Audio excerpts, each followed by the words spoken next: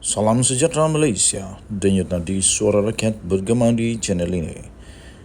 Jangan lupa tekan butang subscribe, like dan share. Malaysia kita punya, cintai Malaysiaku, kita jaga kita.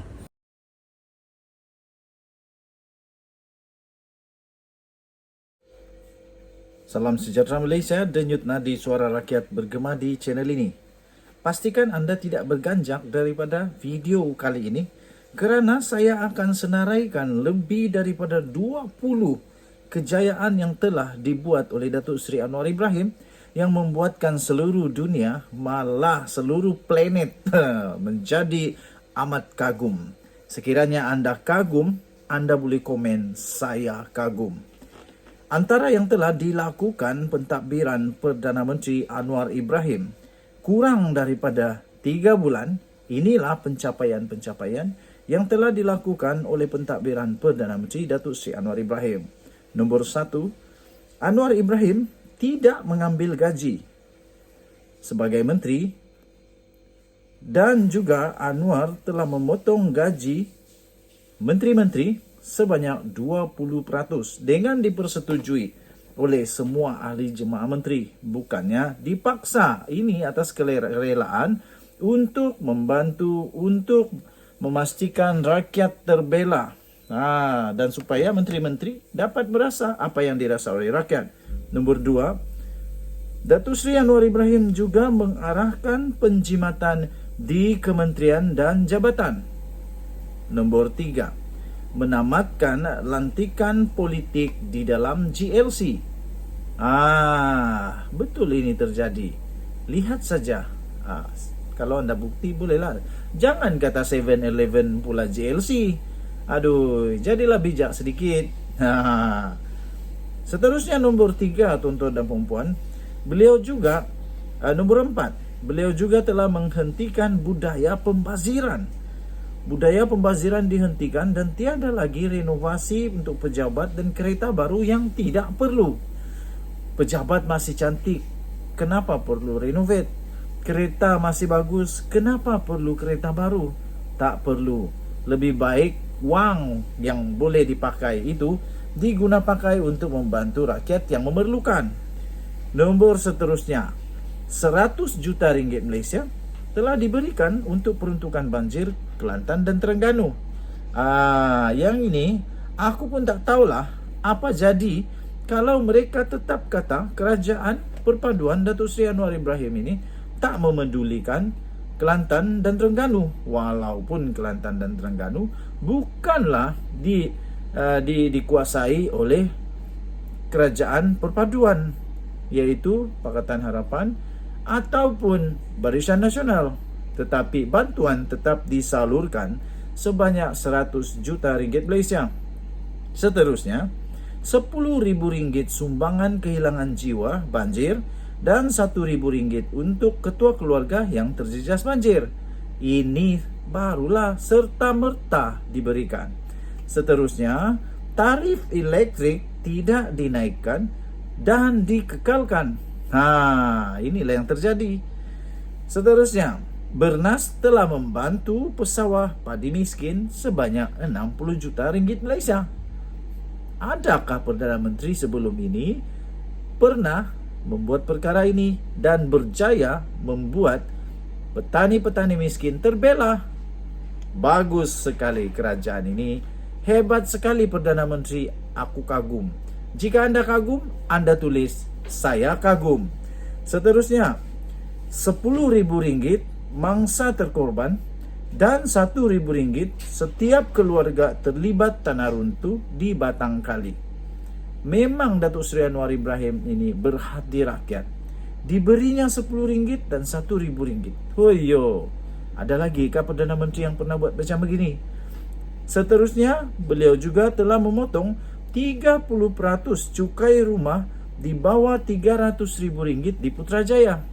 Ini pun belum ada Perdana Menteri yang pernah buat begini. Hanya Anwar Ibrahim. Hanya di kerajaan perpaduan. Diilhamkan oleh Seri Paduka Baginda yang di Pertuan Agong dan juga telah diperkenankan oleh Raja-Raja Melayu. Ada lagi kah yang lebih baik dari ini? Next. bantuan persekolahan sebanyak RM150 setiap murid tanpa mengira pendapatan penjaga.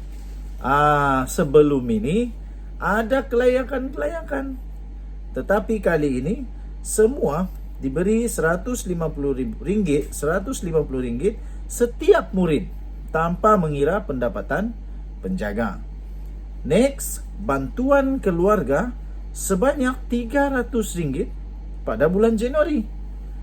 Apalagi bantuan bujang pada bulan Januari juga sebanyak RM100. Kemudiannya, skim bayaran telco terendah sebanyak ringgit Malaysia RM5 sebulan sahaja untuk para belia, veteran dan warga emas. Ini pun belum pernah dilaksanakan oleh mana-mana kerajaan, mana-mana Perdana Menteri sebelum Datuk Seri Anwar Ibrahim.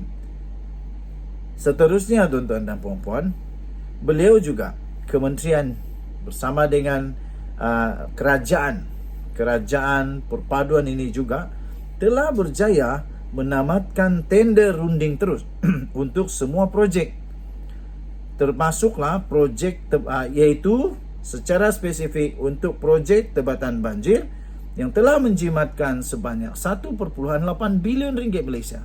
Ini bukan sedikit. Dengan penjimatan ini, 1.8 bilion ini boleh diguna pakai untuk membantu rakyat. Ini barulah Perdana Menteri yang bijak. Bukannya merugikan negara dengan banyak penyelewengan, dengan banyak ketirisan, dengan banyak perkara yang tidak perlu. Buat malu Perdana Menteri saja. Next one. Menjimatkan kos pembinaan ECRL yang lebih daripada 11 bilion ringgit Malaysia. Bayangkan, hanya kurang 3 bulan, kerajaan ini sudah pun berjaya mengurangkan lebih kurang 12 bilion dijimatkan. Ada Perdana Menteri yang lebih hebat dari Anwar Ibrahim? Sila nyatakan kalau ada. Seterusnya, beliau juga kerajaan ini juga telah berjaya membubarkan Majlis Pemulihan Negara, kerana Majlis Pemulihan Negara ini didapati mempunyai pertindihan kuasa dan juga ini dapat menjimatkan wang rakyat untuk bajet bagi Majlis Pemulihan Negara yang tidak lagi relevan sekarang ini. Seterusnya, juga kerajaan ini telah berjaya mengawal selia gas Sabah diserahkan. Kawal selia atau kuasa mengawal selia gas Sabah berjaya diserahkan kepada Kerajaan Negeri Sabah. Salah satu kejayaan yang besar berhubung dengan perkara MA63, iaitu Perjanjian Malaysia Agreement tahun 1963 yang memang dinantikan oleh seluruh rakyat negara Malaysia, terutamanya negeri Sabah, yang dianggap ke belakang, ketinggalan. Tetapi dengan perkara ini, saya yakin Sabah akan maju. Boleh maju. Sabah maju jaya. Seterusnya, kerajaan ini juga telah berjaya menghidupkan Majlis Ilmu Mingguan di kediaman rasmi.